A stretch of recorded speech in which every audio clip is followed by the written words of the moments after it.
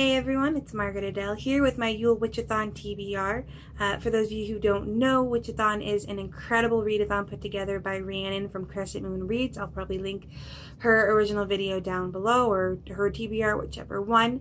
I'm doing this really late because I've had the TBR put together for literal weeks, but I forgot to request one of the books from the library earlier.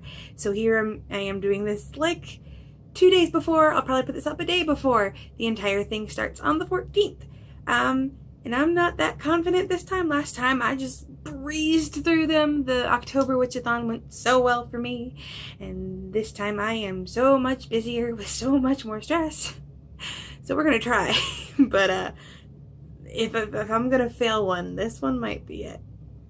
But let's jump right into the prompts.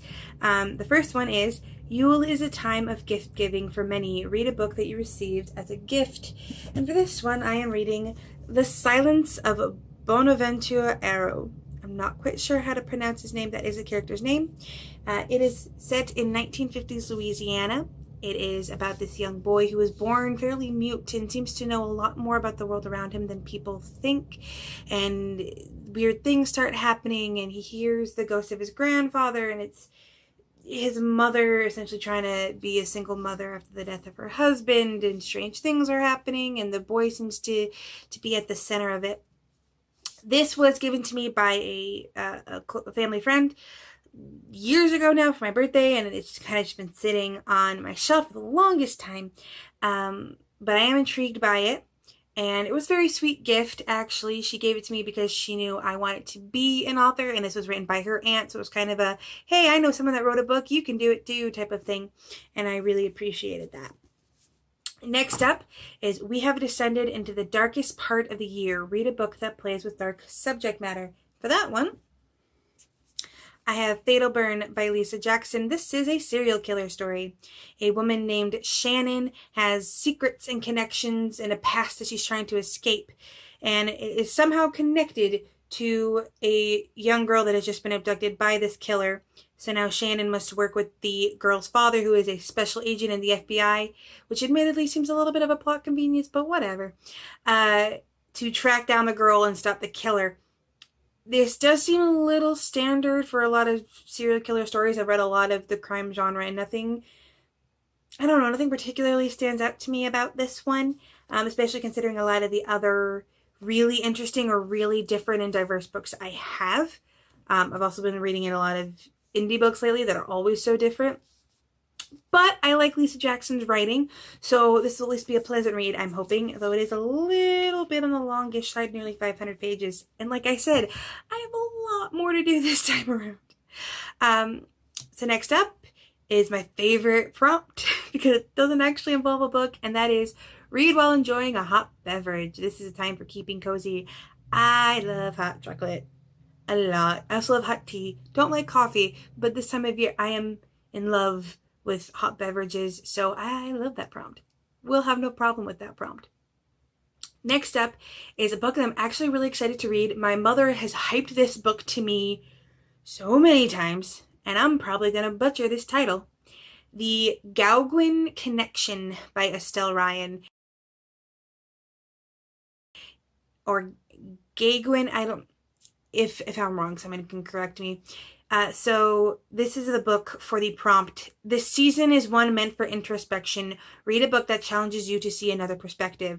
Now, I know a lot of people have actually been having problems with this prompt, and I would have too if my mother had not already hyped this book up to me, because while the book seems to be a bit of a standard in that it involves murder and trying to find the murderer, it is about an insurance investigator who kind of specializes in art pieces for insurance purposes, appraising art for insurance purposes, gets pulled into helping solve this murder, but she's also highly functioning autistic, or has high functioning autism if you're using the people first language.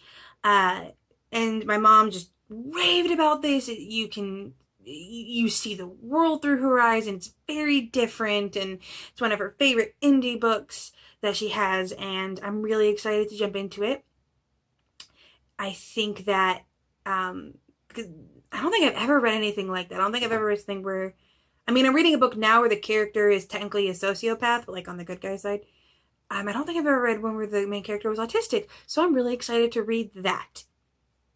The next one is a little bit of a strange one. So the prompt is, it may be the darkest part of the year, but this darkness can make us see the light more clearly. Read a book that makes you feel optimistic. Now, at first glance, this book is not going to seem like it's optimistic. It is called Until the End of the World by Sarah Lyons Fleming. And it is post-apocalyptic, about a woman named Cassie who essentially had just broken off her engagement and had made a lot of mistakes in her life. And just after making all these, the world kind of falls into a zombie apocalypse. And suddenly her ex-boyfriend that she just broke up with comes back. And she hears her long-lost love, Aiden, on the radio across the world. So she's trying to find him. But what really kind of pulled me into it, what made me pick this book specifically, was in the synopsis. The last part of it says, survival's great and all, especially when you have leather armor, good friends, and homebrewed beer, but there's something Cassie must do but survives. Tell Adrian, not Aiden, sorry, she still loves him. And to do that, Cassie has to find faith that she's stronger than she thinks, she's still a crack shot, and true love never dies. So it definitely seems like the main character's arc is going to be her rising above not only the world ending, but her own failures before the world ended, which to me hints at a more hopeful note, and that's why I wanted to do that one for that type of thing. I feel like I could have gone with like a cheesy book for that, but something, I don't know, something about that one just stuck out to me more. One of the other prompts, one of the final prompts is, our year is ending. Read a book you've blacklisted on your TBR for a long while. And for this one, I have the sticker still on it, Zoo by James Patterson. I bought this 3 years ago, and I told myself I was going to read it. I like James Patterson, just never got around to it. But I love this prompt because I am trying to tackle all the books I've had for forever and haven't read. So essentially this is about animals becoming particularly more skilled in murder, essentially. What started out as random animal instinct has turned into like coordinated lion attacks, and animals seeming to be sentient to the extent of seeking out humans and killing them. And the attacks are growing in ferocity, and so this ecologist and a biologist are essentially working together to figure out what's happening to the animals, why are they attacking everyone, and what they can do to stop it.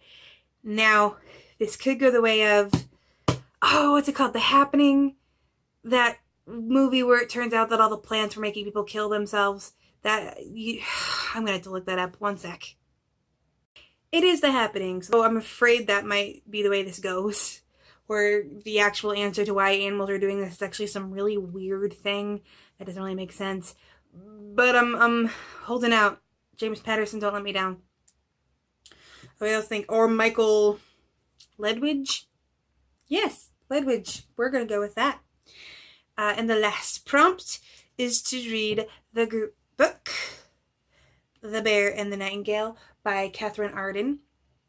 This, I knew nothing about it. I literally did not know anything about this book until I picked it up from the library on hold, very late, and read it. Because at this point, if Rhiannon tells me to read a book, I will usually just read it. And she didn't steer me wrong with The Girl Who Drank the Moon. That book was adorable. But this is all about Russian folklore and this young girl, Vasilia, who is forced by a new mean stepmother to give up the household spirits that she's always held to be holding back evil, darker spirits.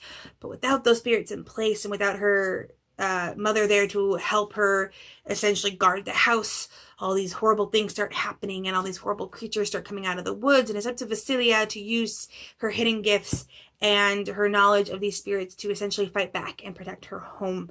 It definitely seems like a very, very Christmassy to a certain extent. You can tell by the title with the trees and the cottage and the snow and all of that. But it also seems very dark.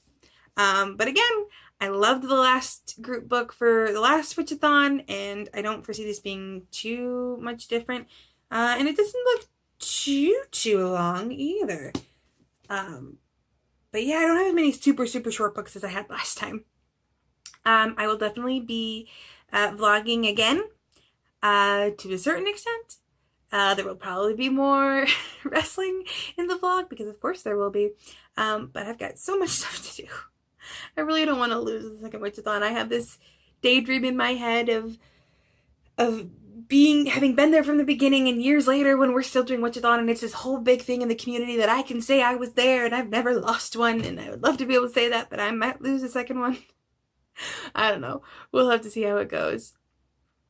So if you would like to join in, I will leave the prompts down below and a link to Rhiannon's announcement video.